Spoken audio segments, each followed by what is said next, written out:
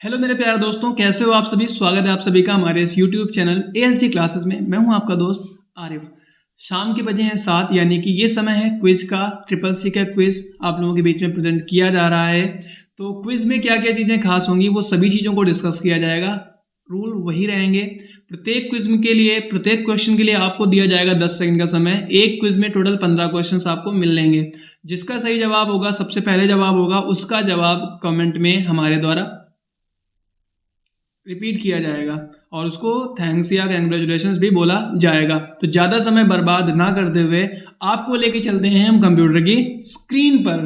तो ये रहे आपके बीच में कंप्यूटर की स्क्रीन और स्टार्ट कर लेते हैं आज का ये क्विज। तो पहला क्वेश्चन है, उमंग ऐप निम्न सेवाओं को सुलभ कराता है। उमंग ऐप जो है वो किन किन सेवाओं को सुलभ कराता है। पहला ऑप्शन है आधार और पीएफ फंड क्वेरीज को हल करना। दूसरा ऑप्शन है गैस सिलेंडर बुकिंग करना। तीसरा इनकम टैक्स फाइल करना और लास्ट है उपरोक्त सभी। तो उमंग ऐप जो है निम्न में से कौन सी सुविधाओं को आसान कराता है, सुलभ कराता है। आधार, गैस, इनकम और उपरोक्त सभी। तो इसमें हम क्लिक कर लेते हैं उपरोक्त सभी, क्योंकि मैंने पहले ही बताया था। अब ये 99% सही जा रहा है। अगला क्वेश्चन आपकी स्क्रीन पर है, टीसीएस द्वारा कितने पासपोर्ट सेवा केंद्र स्थापित की और प्रतिबंधित किए गए हैं। टीसीएस द्वारा कितने पासपोर्ट सेवा केंद्र स्थापित और प्रतिबंधित किए गए हैं। 71, 81, 61, 51। तो आपको बताना है टीसीएस द्वारा कितने पासपोर्ट केंद्र स्थापित किए गए हैं या प्रतिबंधित किए गए हैं। 71, 81, 61 या 51। तो इसका सही जवाब हम क्लिक करते हैं नीचे से। तो पहले हम क्लिक करते हैं 51 में, कह रहा है गलत है, फिर 61 कह रहा गलत है, 81। तो इसका सही जवाब है 81। ठीक है, 81। अगला क्वेश्चन आपकी स्क्रीन पर है, जब कोई व्यवसाय अपने उत्पादों को इंटरनेट पर उपभोक्ताओं को बेचता है तो किस प्रकार का वाणिज्य होता है। B2C, दूसरा बिजनेस टू कस्टमर, दूसरा B2B बिजनेस टू बिजनेस, तीसरा बोथ, लास्ट है नन। तो आपसे पूछा गया है, जब कोई व्यवसाय अपने उत्पादों को इंटरनेट पर उपलब्ध उपभोक्ताओं को बेचता है तो किस प्रकार का वाणिज्य होता है। B2B होता है बिजनेस टू बिजनेस, और B2C मतलब होता है बिजनेस टू कस्टमर। तो बिजनेस से सीधा कस्टमर के पास जा रहा है, इसलिए हो जाएगा B2C। ठीक है। अगला क्वेश्चन आपकी स्क्रीन पर, उमंग एप्लीकेशन किस पहल का हिस्सा है। किस पहल का एक हिस्सा है। Swachh Bharat Abhiyan, digital Bharat, mid day meal, कोई नहीं। इसके पहले क्वेश्चन आया था जिसमें पूछा गया था उमंग ऐप के कार्य। उसके अनुसार अगर आप जाएंगे तो डेफिनेटली आपका जो सही आंसर होगा वो हो जाएगा डिजिटल भारत, क्योंकि बात को डिजिटल माध्यम से कन्वर्ट करना होता है इसका। अगला क्वेश्चन आप लोगों की स्क्रीन पर आ गया, उमंग ऐप कितनी भाषाओं को सपोर्ट करता है। 12, 1, 13, 3।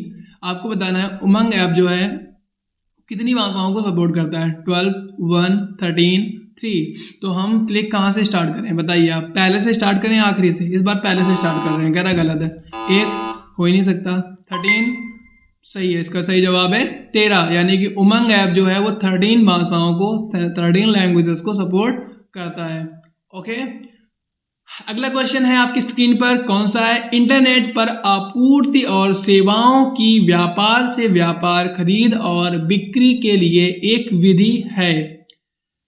आदान प्रदान, ई टेलिंग, लेन देन, इनमें से कोई नहीं। तो आपसे पूछा गया इंटरनेट पर आपूर्ति और सेवाओं की व्यापार से व्यापार, खरीद और बिक्री के लिए एक विधि क्या है। ई टेलिंग हम क्लिक कर लेते हैं। कहाँ से स्टार्ट कर लें, पीछे से, वो तो होगा नहीं, आपको भी पता है, तो यहाँ से क्लिक कर दें। लेन देन गलत है, ई टेलिंग। इसका सही जवाब है ई टेलिंग। ठीक है, ई टेलिंग। अगला क्वेश्चन आप लोगों की स्क्रीन पर है, IRCTC, नाम पहली बार नहीं सुना होगा, कई बार सुना होगा। IRCTC द्वारा इंटरनेट टिकटिंग ऑपरेशन किस तारीख को शुरू किया गया था। IRCTC द्वारा इंटरनेट टिकटिंग ऑपरेशन किस तारीख से शुरू किया गया था। पहला ऑप्शन है 3 अगस्त 2002, दूसरा ऑप्शन 9 अगस्त 2002, तीसरा ऑप्शन है 10 अगस्त 2002 और लास्ट ऑप्शन है 5 अगस्त 2002। एक चीज तो कंफर्म है कि इसका जवाब, यानी कि ये हुआ तो अगस्त में ही था। अब काफी लोगों को ये याद रहता है यार अगस्त 2002 में हुआ था, यहाँ पर डेट अलग अलग कर दी गई। अब बताइए 3, 9, 10, 5। क्लिक सबसे लास्ट से करते हैं। इसका सही जवाब है 3 अगस्त 2002। ठीक है। अगला क्वेश्चन है, उपभोक्ताओं को आप अमूर्त उत्पाद मूल्य और सुविधा कौन प्रदान करता है? कस्टमर, सर्विस प्रोवाइडर, दोनों या कोई नहीं? उपभोक्ता का मतलब कौन होता है? जो उपभोक्ता मतलब कस्टमर से ही हो जाता है, तो इसका सही जवाब क्या हो सकता है? सर्विस प्रोवाइडर, कस्टमर, दोनों तो होगा नहीं, कस्टमर और सर्विस प्रोवाइडर तो होगा नहीं, तो हम क्लिक कर लेते हैं सर्विस प्रोवाइडर में। इसका सही जवाब है सर्विस प्रोवाइडर, यानी कि सेवाओं को प्रोवाइड करने वाला, सेवाओं को देने वाला ही प्रदान कर सकता है सुविधाएं। अगला क्वेश्चन आपकी स्क्रीन पर है, किस प्रकार का ई कॉमर्स कंपनियों के बीच में स्थापित होता है? किस प्रकार का ई कॉमर्स कंपनियों के बीच में स्थापित होता है? B2C, B2B, both, none of these? इसका सही जवाब आपको पता है, क्योंकि इसी तरीके से एक क्वेश्चन और पूछा गया था, उसमें कहा गया था इंटरनेट पर एक जब व्यवसायिक कोई सामान डायरेक्टली कस्टमर को सेल करता था ना, तो ये वाला आपका B2B हो जाएगा, क्योंकि यहाँ पर लिखा है ई कॉमर्स कंपनियों के बीच में, यानी कि बिजनेस टू बिजनेस की बात हो रही है, तो बिजनेस टू बिजनेस मतलब B2B। अगला क्वेश्चन है, उमंग ऐप का उद्देश्य क्या है? Fast gaming, slow gaming, fast track mobile governance और लास्ट इनमें से कोई नहीं।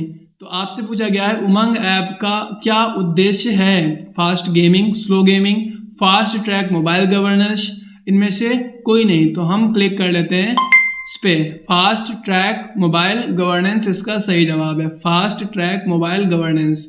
अगला क्वेश्चन है, ई कॉमर्स में उपभोक्ताओं को सामग्री बनाने और वितरित करने की क्षमता क्या है? ई कॉमर्स में उपभोक्ताओं को सामग्री बनाने और वितरित करने की क्षमता क्या है? मोटिवेशनली, रिलेशनली, इंटरएक्टिव? तो आपको बता देना है ई कॉमर्स में उपभोक्ताओं को सामग्री बनाने और वितरित करने की क्षमता क्या है? तो लास्ट से क्लिक करें, पहले आखिरी और फिर पहले में। हाँ चलो, तो पहले में करने की जरूरत ही नहीं है, इंटरएक्टिव इसका सही जवाब है, इंटरएक्टिव कह सकते हैं इसको हम, इंटरएक्टिव अलग अलग करेंगे तो इंटरएक्टिव हो जाएगा, ठीक है। अगला क्वेश्चन आपकी स्क्रीन पर आ रहा है, ई गवर्नेंस प्रक्रिया बदलाव करती है, किस चीज में बदलाव करती है? पारदर्शिता, दक्षता, जवाबदेही, ये सभी। अभी भी आपको ऑप्शन देने की जरूरत थी क्या? मतलब सॉरी, अभी भी आपको टाइम देने की जरूरत थी क्या? क्योंकि इसमें ये सभी आ चुका है, क्लिक कर दे इसी में। चलो टाइमर पूरा हो जाने देते हैं, ये सभी तो चूंकि आपने देखा ये सभी बहुत ही कम आता है, जिसमें आता है उसमें सही होता है। अगला क्वेश्चन आपकी स्क्रीन पर आ रहा है, इनमें से कौन ई कॉमर्स का एक प्रकार नहीं है? C2B, B2B, C2C, इनमें से कोई नहीं। C2B का मतलब होता है कस्टमर टू बिजनेस, B2B का मतलब होता है बिजनेस टू बिजनेस, C2C का मतलब होता है कस्टमर टू कस्टमर, और लास्ट है इनमें से कोई नहीं। तो आपको बताना है इनमें से कौन सा ई कॉमर्स का एक प्रकार नहीं है?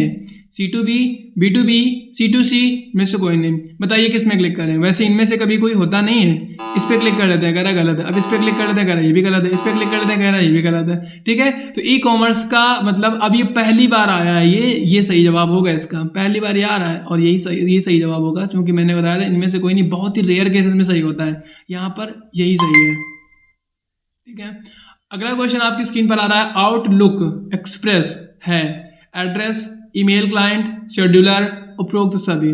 तो अब इसमें उपरोक्त सभी होगा या नहीं होगा ये तो वक्त बताएगा, क्योंकि वक्त 6 सेकंड हो चुके हैं। 5 4 3 2 और 1 कर ले क्लिक। इस बार ये गलत हो गया ना, तो इस बार वो सही हो गया था, तो इस बार ये गलत हो गया। अब इसमें ईमेल क्लाइंट ये भी गलत है, एड्रेस ये भी गलत है, बता शेड्यूलर, तो इसका सही जवाब है शेड्यूलर। अगला क्वेश्चन है, डॉस का पूरा नाम? डिस्क ऑन सॉफ्टवेयर, दूसरा है डिस्क ऑपरेटिंग सिस्टम, तीसरा है दोनों, और लास्ट है उपरोक्त सभी। अब इस बार ऊपर वाले ने सुन ली, पेपर बनाने वाले ने, कि हर बार उपरोक्त सभी को मैंने बोला है तो वो सही हुआ है, तो अब तो हम होने नहीं देंगे। तो इस वजह से कुछ ऐसे ऑप्शंस, ऐसी चीजें बनाई गई हैं कि गलत हो जाए। तो हमने क्लिक कर लिया डिस्क ऑपरेटिंग सिस्टम, क्योंकि इसका सही जवाब है disk operating system. Thank you so much इस क्विज को एंजॉय करने के लिए। मिलते हैं हम अगले क्विज में, अगली क्लास में, जो कि रात को 9 बजे आने वाली है। Thank you so much.